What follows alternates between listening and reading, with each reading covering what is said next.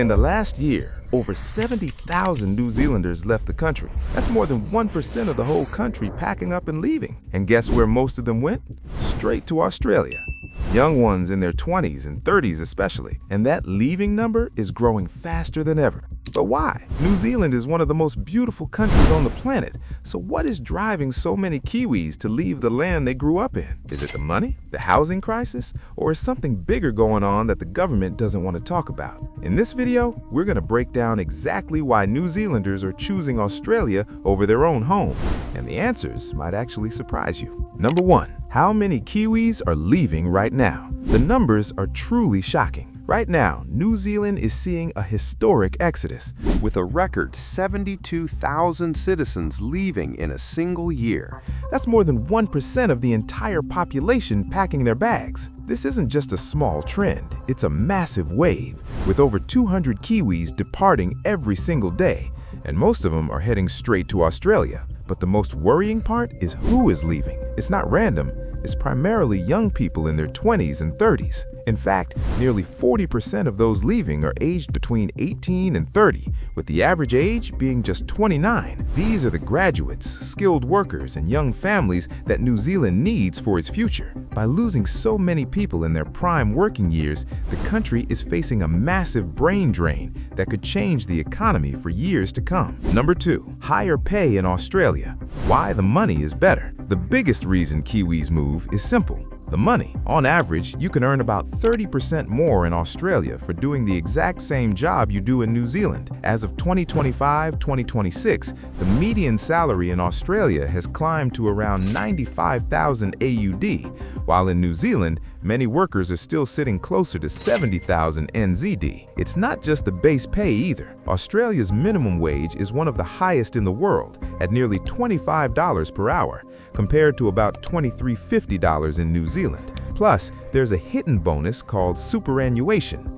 In Australia, your boss must pay an extra 11.5% of your salary into your retirement fund on top of your wages. In NZ, you usually have to pay into your own Kiwi saver to get a smaller match. For a nurse or a tradie, moving to Australia doesn't just mean a better paycheck today. It means retiring with hundreds of thousands of dollars more in the bank. Number 3. Jobs and career chances. More work and better opportunities. It isn't just about the higher hourly rate, it's about the sheer number of open doors.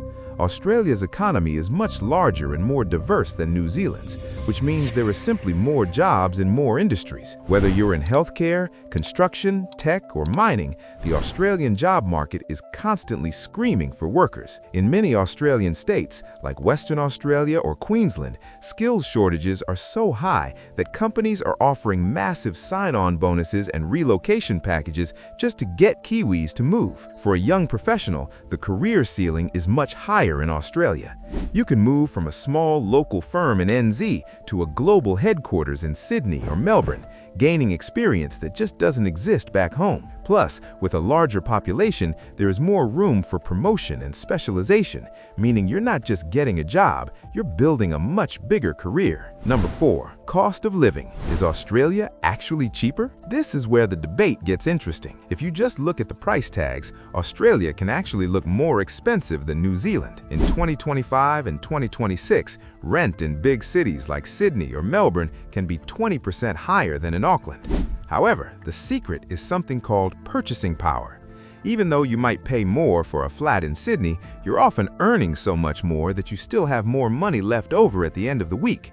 For example, while basic groceries like eggs and milk have spiked in price in both countries, Australia's supermarket competition with stores like Aldi often keeps the total bill lower than in New Zealand.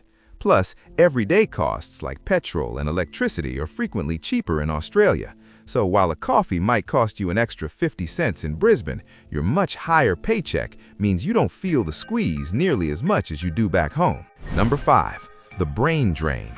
Who exactly is leaving? When we talk about a brain drain, we mean New Zealand is losing the very people who keep the country running. In 2025, data shows that the people leaving are often the most highly trained and qualified. Healthcare is hit hardest.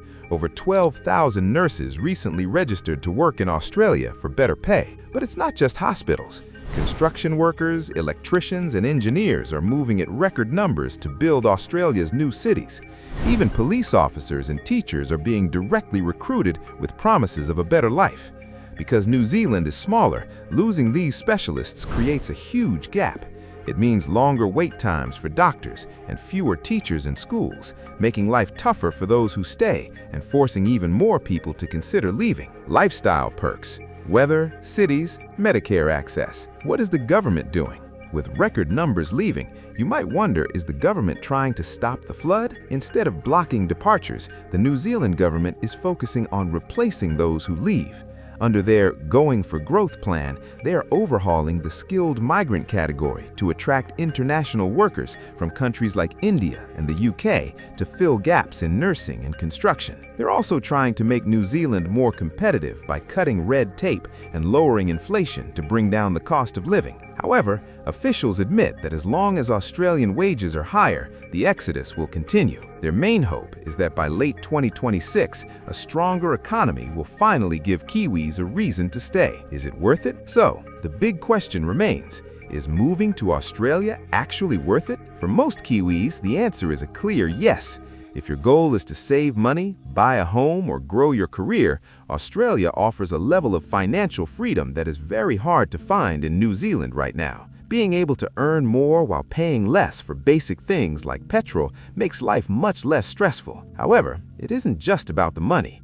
Many people who move say they deeply miss the quiet beauty of New Zealand and being close to their family. Australia is faster and busier, and it doesn't always feel like home. In the end, Australia is the place to go if you want opportunity, but New Zealand remains the place to be if you want peace. By now, you should have a clear idea of whether the move to Australia is worth it for you, or if staying in New Zealand is the better choice. It's a massive decision, but hopefully these numbers and facts have helped you see the full picture. Thank you so much for staying with us until the very end of the video. Your support means the world. If you found this breakdown helpful, please hit that like button and subscribe to our channel for more deep dives into life and career moves. Now, I want to hear from you. Are you packing your bags for Australia, or are you staying to help rebuild the Kiwi dream? Let me know in the comments below.